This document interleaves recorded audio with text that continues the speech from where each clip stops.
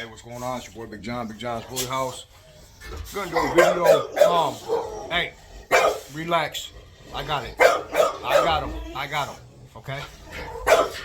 Gonna do a video real quick, man. But we just got done doing some treats, pig ears. Calm. Hey. Boy wants his treats. Just got done doing some pig ears, man. So we had to do that first, but I'm gonna get into this video. All the trimmings off the pig ears. That's why Kong's acting up. He wants his treats.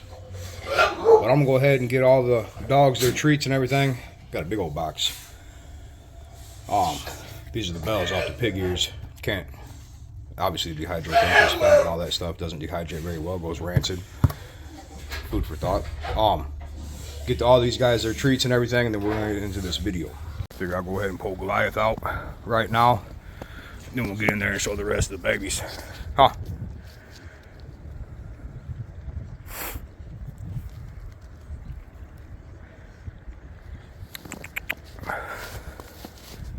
Goliath, come.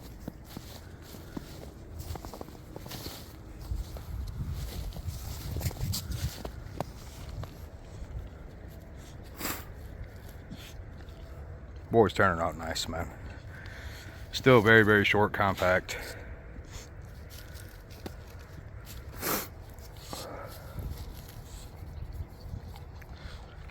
I'm trying to, I know I'll never recreate another Savage. That's a once in a lifetime dog, man. When you get a good one like that, it's once in a lifetime, and especially with him being solid black. But with Goliath, I could tell from the day I brought him home with me. Actually, the first day, man, we took him to a farmer's market where we were selling dog treats and everything. And first day taking him to the house with me and then taking him straight to the farmer's market that day. That boy stuck by my feet. Came when I told him to come. When I said his name, he come immediately. So I want me another dog, man, that'll stick right by me. If I stop, he stops. If I walk, he walks. So that's what I've been working on with Goliath here. Let's see. Goliath, come. Hey, Goliath, here. Here. Good boy. Good boy. Let's go. Come on. Come on. Goliath. Hey. Goliath, come. Goliath, come. So that's what I've been doing with this boy. Goliath. Hey. Come back. Come back. Hey. Goliath. Come back. Here.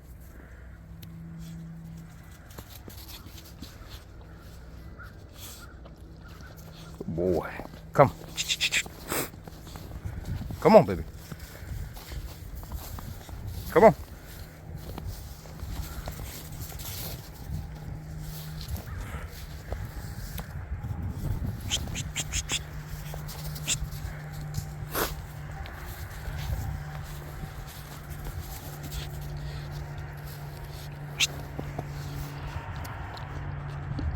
No leash, no nothing. I just put a lot of time into him, and I want him to listen very, very well. I want him to listen. So when I walk, he walks.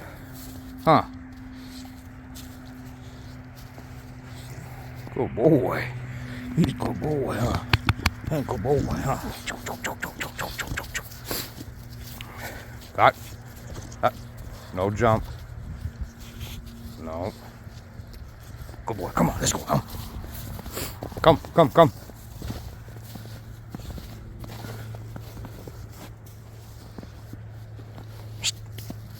Hey. Come back here. Hey, listen. Here, come.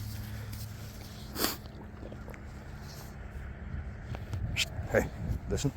Right here. Good boy. Come on, let's go show off the rest of the family. Big boy Kong smashing.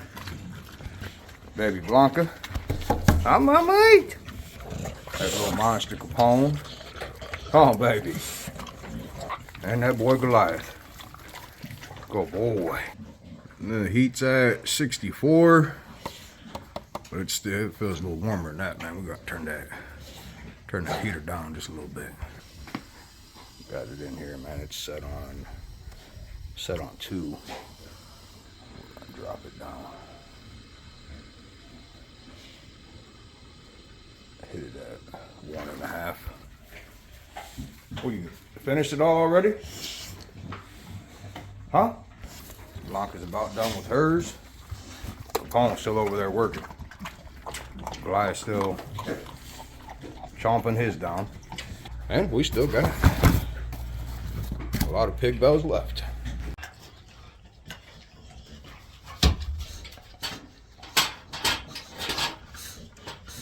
So, let my babies enjoy their treats and, you know, touch on a few things, man.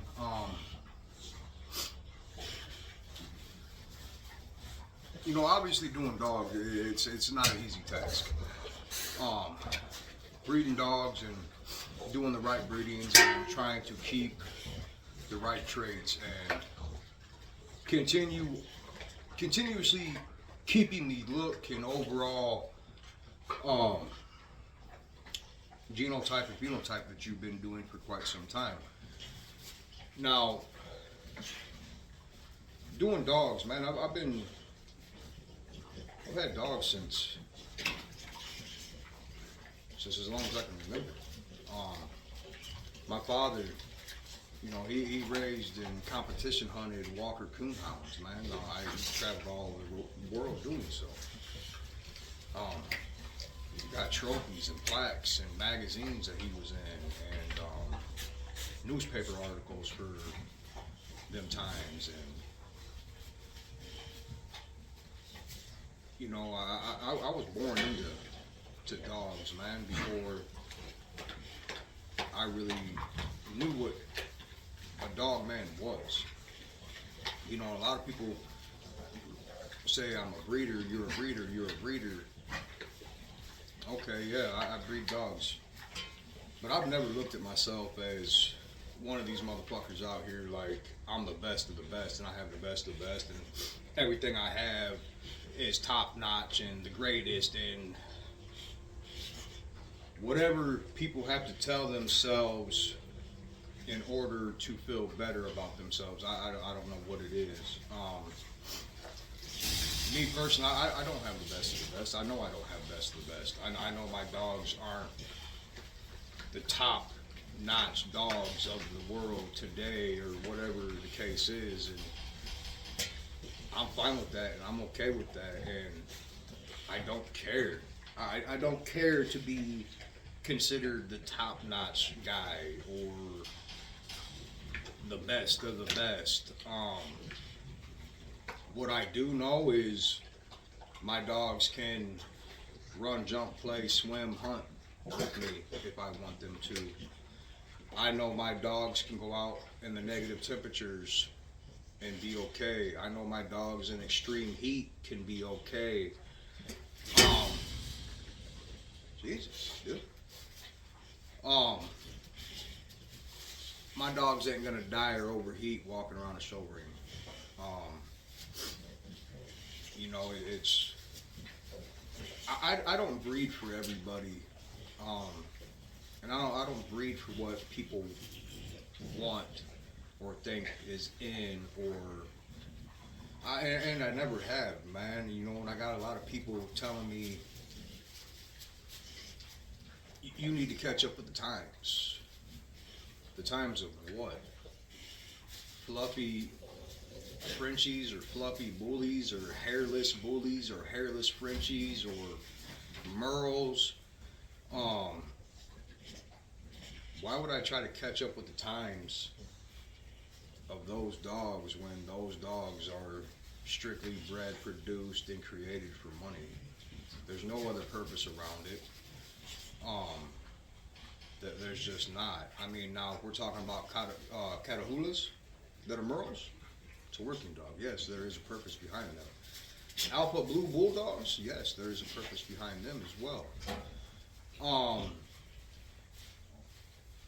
Breeds of Australian Shepherds that are Merles, there's obviously a purpose behind them. Those are working dogs and classes and breeds. If I have to give up everything that I've done and I've had and I've produced and I've created and I've worked, so coming from game dogs, I mean, the story is repetitive. I feel like I constantly have to tell people. I didn't just come into American Bullies because, oh my God, it's money. No, man. I actually do come from the game dog era. I love the game dog. Still to this day, I love the game dogs. I had Jimmy Boot Stratton, Chinaman, and Old Family Red Nose. I got my first Old Family Red Nose at 14 years old. And I was hooked. I was always hooked on the game bred dogs, man. And I was a country kid. I was a fucking country kid. Didn't have no friends. My closest friends were fucking 20 to 30 minutes away. I spent a lot of my time in the country, in the fucking woods, in the fields, in the rivers, the creek beds. That's where I spent a lot of my time at. And I was so fascinated with the game bred dogs, man. Every time, I don't know if a lot of you remember, but any given time you go to a feed store, Farm and Fleet is one here. There was always pit bull, pit bull, pit bull. Man, I'm sitting in the aisles as my dad's shopping, man, and I'm sitting there reading the magazines and I'm looking through them. I'm like, man, these are nice. I like these. These are crazy, you know. Not crazy. Oh my God, they're like crazy. They're like that's just a different term I use, man. Like motherfuckers are badass, and I love them. You know, and after I got my first one in '98, Damien, man, that motherfucker had fire behind him, so much fire behind him. And I never rolled him, I never scratched him or nothing like that. It was never one of them things, man. I never got into game dogs to, you know, roll them, scratch them, and fucking never that shit. I just genuinely loved the dog. And I felt like, you know, I related to the dog, man. You know, the dog has a bad rap. It was looked at and judged differently because of how it was. And I felt like I related to the dog a lot, man. You know, as corny as that may sound. I felt like I really related to the dog because I had a fucking fucked up rap. Even as a young kid, dealing with mental health and, you know, bipolar and mania, man, I'd fucking snap off and black out and do dumb shit. So I just genuinely love the dog, man. I mean, I felt like I related to it a lot. So, early 2000s, I got what was supposed to be an American Bully. I guess she would have been more classic style. Peaches is what I named her. She was off of, she was a Godzilla granddaughter and a Miss Gotti, Godzilla times Miss Gotti granddaughter. Great dog, wonderful dog. What was the first breeding I took her to was Casper, man. Casper. I ken a lot of Rockford had Casper. Casper was a 2-time throwing knuckle grandson.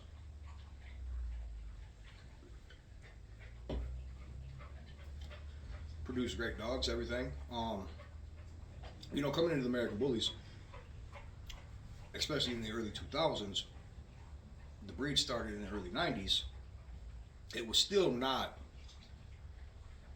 where it is now. Even back then, it was still a work in progress type deal.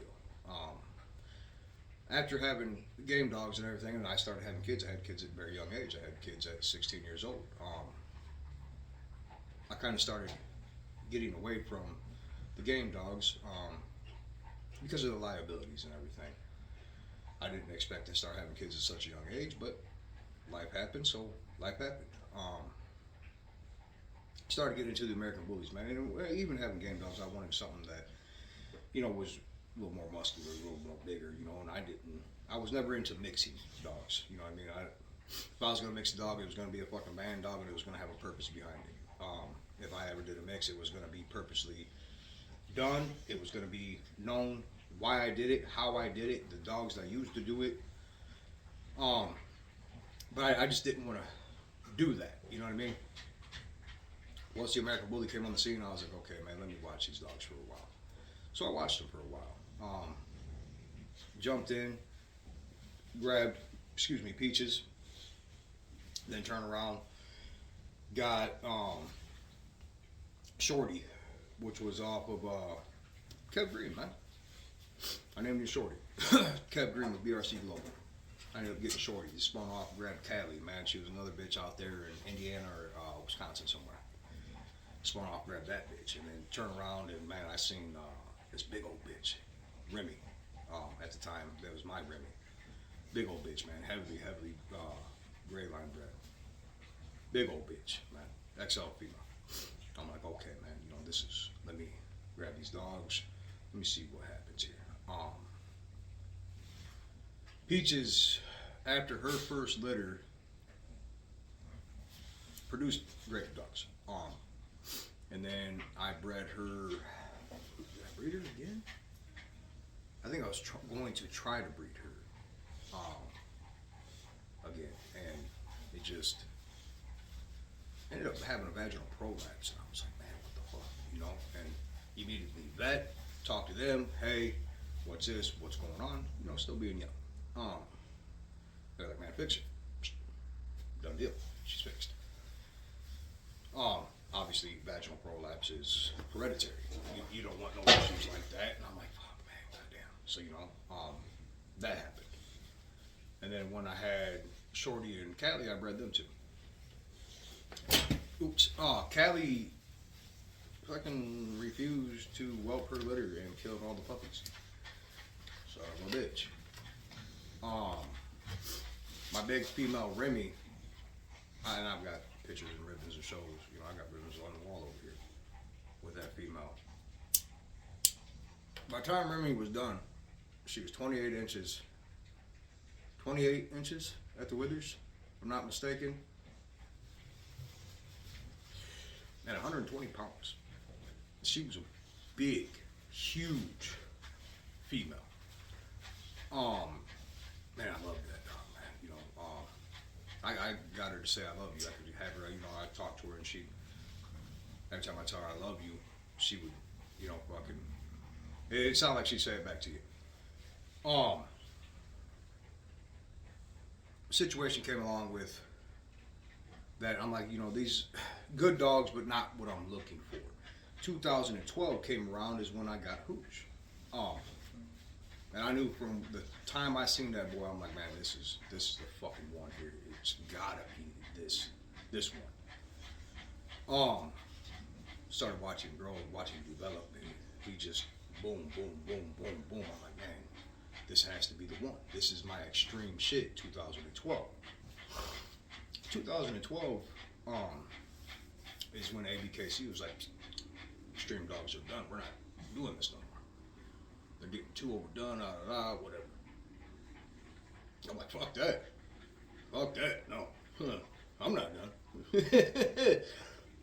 Fuck, it took me this long to find the right one. I'm fucking gonna keep doing this. So I did. Like I said, I never bred for everybody else. There was no point. Anything you do in life, you don't fucking do it for everybody else. You do it for yourself.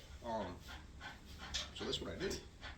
And everything I have in my yard today, still to this day, is off of Hooch, man. So when somebody tells me, hey man, you gotta catch up with the time, bro, no. I'm not gonna go chase this bullshit, man. That's literally bred and created for fucking money. There's no other purpose behind it. I'm not gonna go chase that for why? Why would I chase that? When I've got a boy sitting right here that is identical to his grandfather. He's Kong's 2 times hooch, man. Why the fuck would I go chase something that's new and oh my god, you gotta grab this thing? When I worked so fucking hard to have what I have now. Now, as for people, man, you know, you fell off. Okay. Goliath. I fell off. Okay. Well, if I fell off, then that is your opinion. But next time I walk into my building and I see my dogs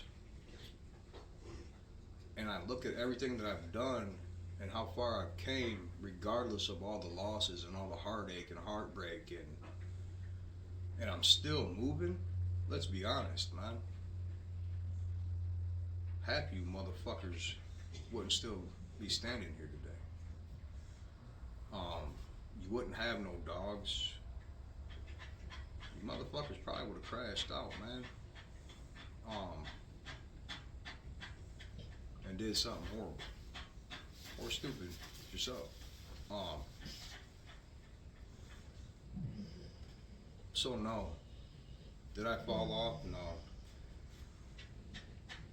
My dogs literally have an entire building, an entire property just for them. I don't fucking live here. My dogs live here. My dogs are comfortable and enjoying life. And so fall off? No. I mean, next time I walk into the dog food and treat business building at a whole nother property, I'll remind myself that I fell off. You know, and do I have breedings right now in females? Man, hey, man, life happens, and it is what it is. Am I happy that I've lost as much as I have? Fuck, I mean, no, who would be? But I take it for what it is, and I keep moving because I've worked more than half my life doing this, and I could give up. I've thought about it. I've thought about fucking stopping and just being done completely, 100%. Just, hey, man, what I have now is what will be, and after that, it'll be done. I'll take down all the kennels, I'll take down everything, I'll finish the building, and I'll make this into a fucking home for one of my sons. I thought about it, man. Or I'll make it just a spot for me to come and get a piece of fucking mind. It is what it is. But as, you know, and YouTube is, man, the internet alone is fucking crazy. People think they know everything about your life because you let them see a few things here and there. And in all honesty, you really truly have no fucking clue about anybody's real life off camera. You have no idea. You see what we want you to see.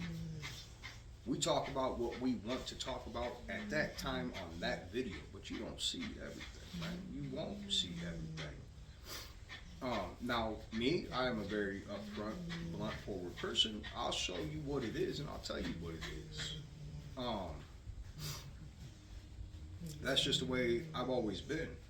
I'm not going to sit here and sugarcoat anything. I'm not going to bullshit. I'm not going to lie. There's no point in me to fucking lie about anything. And as far as, you know, what happened with this person, what happened with this person, hey, man, motherfuckers know why they ain't around no more. And if they don't know why, then that's a fucking problem in itself. And that's where I'm going to leave that at. You don't see certain people around me no more, there's a fucking reason. Believe me and trust me, there's a real reason behind it. I don't have to speak on it. I'm not gonna, I don't want to. It is what it is, man. Like I said, I've done this my whole life. Before motherfuckers were around me, by myself. And it's nothing new to me, man. So again, it is what it is. I'm still moving. as far as falling off, you know, that thing that just keeps ringing in my ear, you fell off, you fell off, you know, fucking.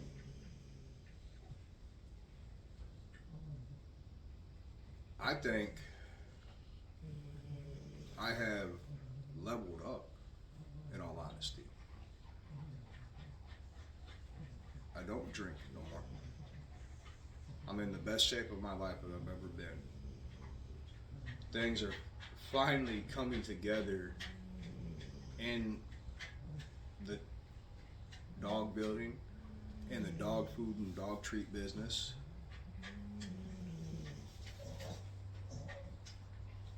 So fall off? No, man. I leveled up. And I'm happy with it. And I'm happy how things are going, regardless of all the losses and regardless of everything else. I'm in a better place in life and in my mindset than I've ever been, man. So no, there's no falling off, guys. Now, do I make as many videos as I normally did? No, man, and there's a reason behind that as well. I am very, very busy. Would I love to sit here? Fuck, Jesus, I don't think you guys would want to see my everyday life, honestly. But if you do, let me know. We'll get a fucking GoPro, man, and the son of a bitch will turn into a fucking series slash fucking thriller slash horror film slash comedy slash Jesus Christ. This fucking dude. Yeah. I don't think you guys want to see that every day. I'm not saying my life's fucking crazy or fuck like that. It's just we have a lot of things that happen in life, man. And I'm just one of the very few that a lot of shit happens to. Now, for a period here, my grandbaby, man, was in the hospital, man. And that was more important than anything else, period. You know, hunting videos, no, I haven't had a chance to do no hunting. Do I want to? Absolutely, but family comes first, always has and it always will be, before anything else. My family will always come first. Fat boy, you just trying to nibble on the last one, ain't you? And it is what it is, man. And like I said, you know, if I sat here and I bred Kong to every fucking person that wanted to breed the Kong and everybody that wanted to breed the Capone, I would be literally out here breeding my dogs just to breed my dogs. There's no, I don't breed dogs like that. There's no purpose around me breeding dogs like that. There's no reason to. And then if I did that, I would be accused of being a fucking puppy mill. There's no point in that. Like, if there's not a purpose and a reasoning for me to breed these dogs, then there's no purpose or reasoning for me to breed that dog. There's not. If it's not going to benefit me and my yard and what I'm doing, there's no point behind it, regardless of how much money I could make. I don't care. I don't live off my dogs, man. I don't live off of them. These freeloading motherfuckers live off of me.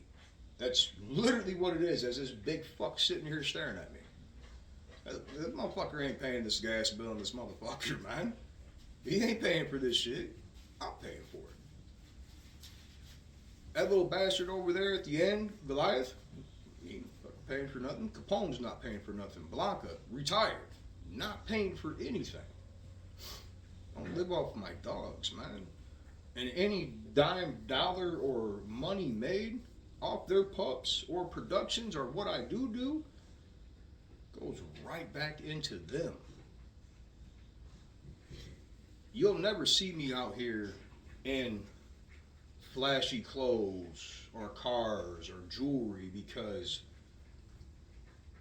I sold some pups, man. You'll see me out here in spray foam stained up sticky motherfucking hoodies. You'll see me out here in bleach stained fucking hoodies with holes in them and shit kicking boots at any given time. Now again, why would I go chase something when I've spent half my life creating what I have? Ah, fat boy.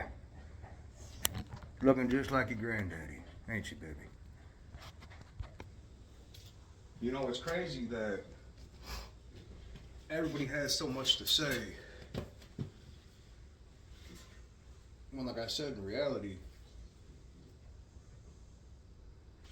half of you motherfuckers wouldn't know how to handle going through the shit I've been through.